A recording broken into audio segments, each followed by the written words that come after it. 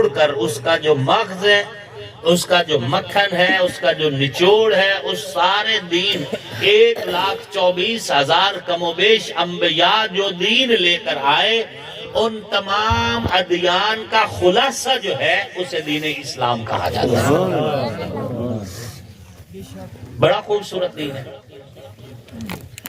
اگر کوئی بندہ بیمار ہے اور دوسرا بندہ اس کی عیادت کے لیے چلا گیا ہے، حضور فرماتے ہیں 70,000 فرشتہ اس کی بخشش کے لیے دعا کرتے ہیں۔ سبحان اللہ، سبحان اللہ۔ اچھا، اس کے لیے نا آپ کے پاس کچھ نہیں ہونا ضروری نہیں ہے، یہی چیزیں، یہ کچھ تکلفات ہماری طرف سے ہیں۔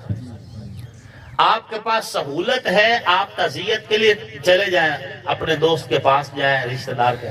سہولت نہیں ہے، آپ دور ہیں، ایک بندہ سعودی عرب میں بیٹھا ہے تو اس کے لیے کوئی فرض نہیں کہ وہ سعودی عرب سے ٹکٹ کٹوائے اور پھر یہاں آ کر آپ کو انا للہ و انا الیہ راجعون کہے تو تب تعزیت۔ اگر وہ وہیں فون پہ آپ کو کہہ دیتا تو ہو گئی تعزیت۔ کیا بات ہے۔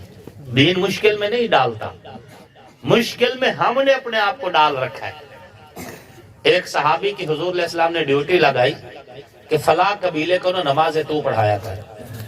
کچھ عرصہ گزرا، قبیلے والے آگے، ان کا یا رسول اللہ صلوات اللہ علیہ، آپ نے جو امام صاحب ہماری طرف بھیجے ہیں نا، نماز جب پڑھاتے ہیں لمبی قرت کرتے ہیں، ہم مزدور لوگ ہیں، سارا دن مزدوری کرتے ہیں، پھر قرت یہ لمبی کر دیتے ہیں، ہم تھکے ہوتے ہیں، یا رسول اللہ اسے ذرا فرمائیے تھوڑا سا نا ہمارے ساتھ نرمی کیا کریں۔ حضور علیہ السلام نے بلایا اور بلا کر فرمایا یسروا ولا تعسروا، دین میں آسانیاں پیدا کرو، دین میں مشکل پیدا نہ کرو، مشکل پیدا نہ کرو، آسانیاں پیدا کرو۔ بشروا ولا تنفروا، اور بشارتیں سناؤ، دین سے نفرت نہ دلاؤ۔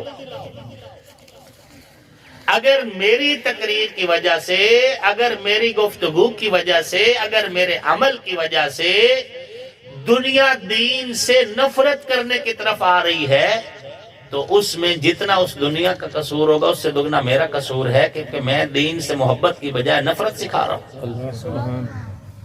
حضور نے منع فرمایا، فرمایا بشروا ولا تنفروا، بشارتیں سناؤ، دین سے لوگوں کو دور نہ کرو، دین سے دور نہ کرو۔ اب حدیث کی تو حدیث میں کئی دعائیں ہیں، کئی دعائیں نماز جنازہ کی، بڑی دعائیں۔ لیکن اگر کڑکتی دھوپ ہو، جون کا مہینہ ہو، سر پہ سائبان نہ ہو، تلے زمین جو ہے بالکل گرما گرم ہوئی پڑی ہو، اور پھر لوگ جو ہیں وہاں پہ جوتا بھی اتار کے نماز جنازہ پڑھنے آئے کھڑے ہوں، اور میں ادھر سے شروع کر دوں ساری دعائیں جتنی حدیث میں آئی ہیں ساری پڑھنا شروع کر دوں، دسو اگلی باری کوئی جنازہ پڑھے نا اسے؟ یہ خیال ہے۔ اصول کیا ہے کہ اگر آپ کے پاس سایہ بھی ہے، سہولیات ساری مہیا ہیں، تو آپ جتنی دعائیں آپ کو آتی ہیں آپ ساری پڑھیں، اس میں میت کا فائدہ ہے، اس میں میت کا فائدہ ہے۔ جیسے ہمارے کچھ دوست ہمارے بھائی پڑھتے ہیں، لمبی کر کے پڑھتے ہیں، تو ٹھیک ہے، وہ سنت ہے، ثابت ہے، حدیث سے بھی ثابت ہے، پڑھنی چاہیے۔ یہ فیصلہ امام نے کرنا ہوتا ہے۔ جس کے ہاتھ میں اللہ نے باغ دوڑ دی ہے، جسے مصلی دی ہے، جسے منبر دی ہے، جسے محراب دی ہے، اس کو دیکھنا چاہیے کہ اس وقت حالات کا تقاضا کیا ہے کہ عوام کھڑی ہو سکتی ہے یا نہیں کھڑی ہو سکتی، اور اگر کہیں سہولیات ہے تو پھر ٹھیک ہے، جتنی دعائیں آتی ہیں ساری پڑھ دینی چاہیے۔ بہنی اسی طرح کئی بار ایسا ہوتا ہے کہ جنازہ تیار ہوتا ہے، صفیں لگ چکی ہوتی ہیں اور امام صاحب تقریر شروع کر دیتے ہیں، اس میں بزرگ بندے بیچارے کھڑے ہوتے ہیں لاٹھی کا سہارا لے کر، بڑے مجبور ہو کے کھڑے ہو رہے ہوتے ہیں، تو یہ بڑی مطلب خطرناک بات ہے۔ یہ بھی ولا تنفروا میں آتا ہے۔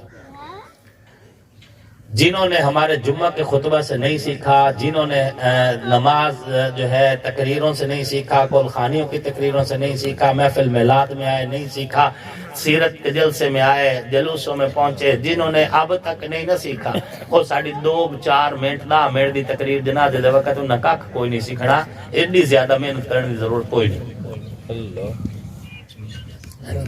بوڑھے لوگوں کا خیال رکھنا چاہیے۔ بشروا ولا تنفروا، بشارتیں دو، نفرت نہ دلاؤ۔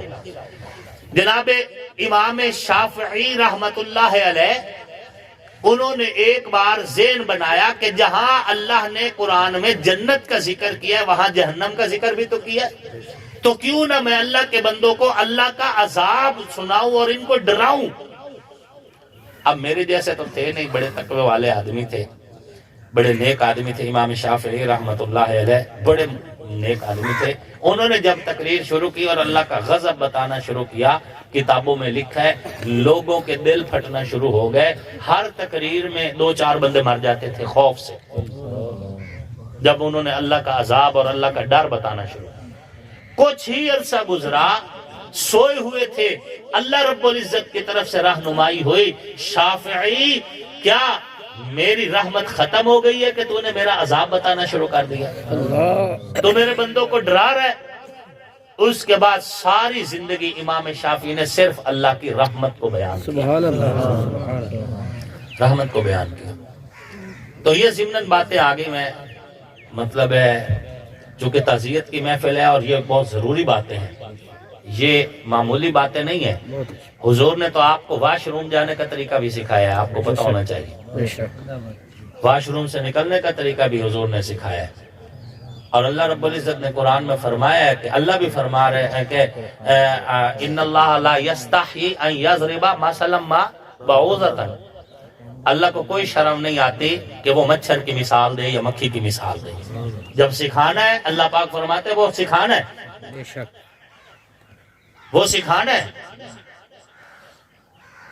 علماء جب پیشاب کے طریقہ سکھانے لگتے ہیں نا، بعض لوگ جو ہے نا وہ کہتے ہیں لے جی اے تقریر دا حصہ ہے، تسی تقریر اس چاہتے ہو بھی تانوں انجے لگی لپٹیاں گلاں سنائیے تے چٹ پٹیاں گلاں سنائیے تسی خوش ہو، چلو جی۔ اللہ کے بندو، میرے پاک پیغمبر حضور سیدی و مرشدی حضرت محمد مصطفیٰ علیہ الصلوۃ والتسلیم نے فرمایا استنزہ البول فإن عامت عذاب القبر منہ، پیشاب کے چھینٹوں سے بچا کرو کہ قبر کا عذاب اسی وجہ سے ہوگا۔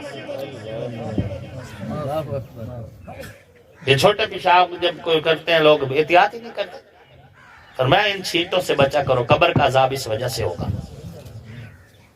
قبر کا عذاب ہوتا ہے اس وجہ سے۔ حضور علیہ الصلوۃ والتسلیم ایک جگہ سے گزرے، ایک جگہ سے، تو فرمایا کہ یہ جو 2 قبریں ہیں نا ان پر عذاب ہو رہا ہے، ان پر عذاب ہو رہا ہے۔ اس کے بعد حضور نے کھجور کی ایک ٹہنی لی اور اسے 2 ٹکڑوں میں فشکا، اسے 2 ٹکڑوں میں جو فشک کہا اسے 2 ٹکڑوں میں تقسیم کیا، آدھی ایک قبر پہ گاڑ دی، آدھی دوسری قبر پہ گاڑ دی، اور پھر فرمایا میں امید کرتا ہوں کہ جب تک یہ ٹہنیاں خشک نہیں نہ ہوتی ان قبروں پر عذاب کم ہو جائے گا، ان پر کم ہو جائے گا۔